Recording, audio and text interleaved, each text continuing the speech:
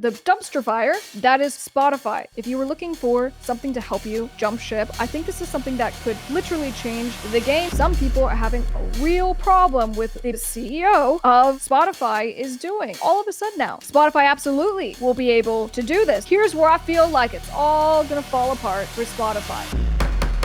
It may be over for Spotify. I mean, this is such a huge deal and a game changer. If you are a creator on the platform who's been looking for a way to leave, if you're a user on the platform and you're no longer about what Spotify is doing, let me start with this. When I reported on this at the beginning of the year and I was like, Spotify is announcing it's going to do this super premium deluxe tier, and that's coming at the end of 2025. So I'm like, where are we at? And the reason why this really worried us is because they're like, in the list of all the things the super premium tier is going to give users, one of them is higher resolution audio. Users will also get early access to concert tickets. Okay, fine. But then it goes, users will be able to remix music on Spotify. And we just had a field day with this, and we go, all right, we're going to reverse engineer, because we need to see, is it truly possible that Spotify would allow users to remix our music? And that is a huge deal, because when you remix music, you do it as a collaboration. You have to give someone the authority to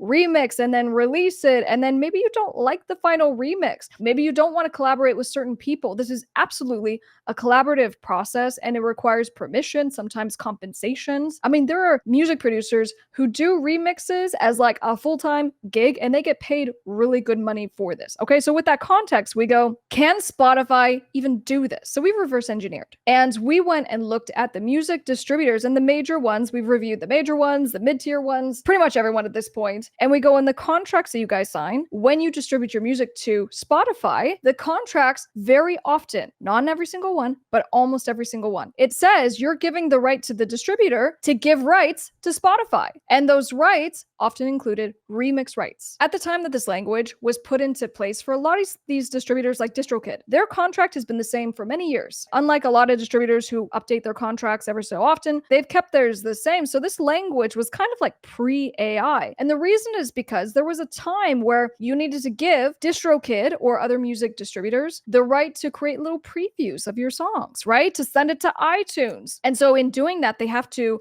create different versions of your music. That's why this language was in the distributor contracts. But now what we're seeing is that, well, if DistroKid, if CD Baby, if all these companies have the right to give remix rights to Spotify, all of a sudden now, Spotify absolutely will be able to do this. So how close are we to having this happen? And then also I go back to, why might it already be over for Spotify? Okay, couple things. I'm looking at the clues and the signs that Spotify is actually getting ready to pull the trigger on this super premium tier. The first thing is that it just rolled out this mix feature. It's in beta mode. You should be able to see it in your Spotify account, but let me just show you. This is from or on the Spotify website. So in any case, they go, all right, you can now mix your music. This is different than the fading that you can currently do between songs on your playlist, which is just something you toggle on and off and select, right? This is different. This is like you being a DJ. So you can go in and you turn on the mixing. So you have the fade, you can change volume, EQ,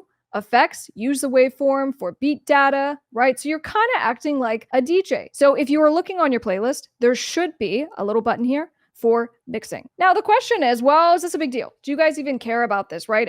Is this impacting the rights to your music by allowing people to do these things like speeding up the BPM, changing the EQ, because they do this as a setting within the playlist. And so again, they're acting kind of like a DJ. And if you were plugging in your little DJ controller and you were doing this, there's a way to do this already. So if Spotify is not doing it, is it even a big deal? Well, nonetheless, they're rolling this out. Another clue is that Spotify is now kind of trying to become a social media platform. So this is from Music Business Worldwide. Slide into Spotify's DMs. Platform launches in-app messaging to boost content sharing. Spotify has started rolling out a direct message feature inside its app, which the platform says is meant to make sharing music and other content easier. The new tool will be available on mobile devices, right? So the idea is like they want to be WhatsApp, they want to be Instagram. And so I'm curious just in general how you guys feel about this and whether for the average user, they're going to end up feeling like Spotify's just bloated because there's now going to be all these like social media tools of like chatting with each other and they're trying to do too much. And so from a fundamental, like, is the core of what Spotify is changing?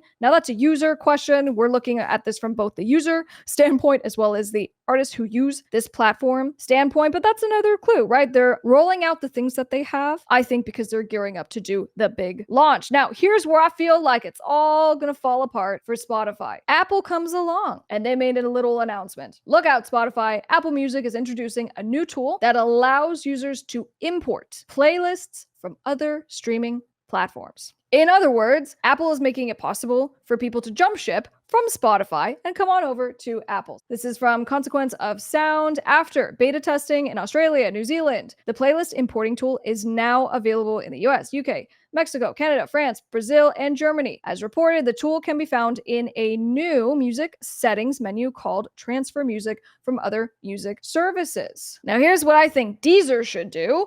This exact thing. Not everyone is a fan of Apple, okay? But I think if you were looking for something to help you jump ship, I think this is something that could literally change the game because a lot of people have put in time and effort and sweat, blood, tear, plural. I cry one tear. You might cry more. But anyway, just, this might be the way to actually bridge that gap because some people are having a real problem with the politics behind what the CEO of Spotify is doing and where it's investing in. So there are a ton that are pulling their music from the platform. The primary reason is the mass exodus. Spotify CEO Daniel Ek's investment in Helsing, a German company specializing in AI military software. We've reported on this, and I think it was an investment something just shy of $700 million. So, quote, a PSA to those unaware, Spotify's CEO Daniel Ek invests millions in AI military drone technology. King Gizzard and the Lizard Wizard shared on Instagram recently, quote, we just removed our music from the platform. Can we put pressure on these Dr. Evil tech bros to do better? Join us on another platform. Zuzu posting, quote, we are currently working to take all of our music off of Garbage Hole Violent Armageddon portal Spotify. So AKA people are feeling very strongly about many of things that are happening, but as I call it, the dumpster fire that is currently Spotify. And from the perspective of the independent artists and the creators who are trying to just utilize this platform, because I'm a sell before you stream kind of gal, and that's a free download that we have, which is my method of making money from the music that I release, that my clients release, right? This is the way to monetize before you actually put your music on streaming platforms. If you want to have your music on Spotify, if you want to have your music all these places, you have to treat them like glorified marketing because you're not going to make money there. Where you can make money is by selling your music on your own website. You can even use a platform like Bandcamp where you allow people to pay what they want, right? There are different ways basically to creatively connect with the people who want to support your music, but understand that these platforms are not set up to really help you be successful. And that's been the big question mark for Spotify. It's like at the end of the day, is this really just about money? Is this really just about the advertisers and the subscribers? And you really don't care. Because if you cared, fill in the blank with any of these examples of you would have done something. When there are fraudsters on your platform that are using AI to impersonate real artists, to commit identity fraud, when they are pretending to be human authors, they want to make AI music and that's allowable on your platform. Cool. That's different from someone lying. And then if you, Spotify, are going to say, we'll kick people off who misrepresent themselves on our platform, and then you do nothing about the AI acts on your platform. One of the biggest offenders being the Velvet Sundown. And as we've covered, they lied about who they were and all this stuff, and then they ended up updating their bio. And my speculation on that had been,